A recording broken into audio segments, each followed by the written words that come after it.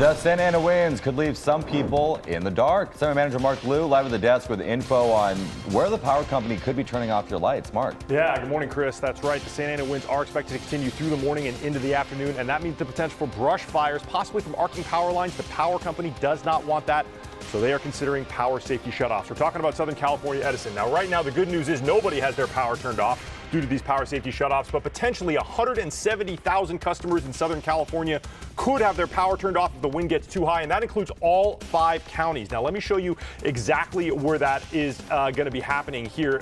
Southern California Edison has a really great map. All of these orange areas are areas where the power could be turned off, sections of Oak Village, all through Agoura Hills and Malibu, Santa Clarita, and then even up into the high desert here, parts of Lancaster, along the 14 corridor here, Castaic, La Crescenta, and also areas of the Inland Empire. You can see out here parts of Lake Arrowhead, all through the 15 into Yucaipa, Riverside, Hemet, and down here Lake Elsinore, and then also Silverado and Majestic Canyons. All of these areas potentially could have their power turned off if the wind gets too high. Now, Southern California Edison says they only do this as a last resort. They monitor the conditions in these areas minute by minute to make sure that the wind doesn't get too high. That is the very latest from the desk. I'll send it back to you.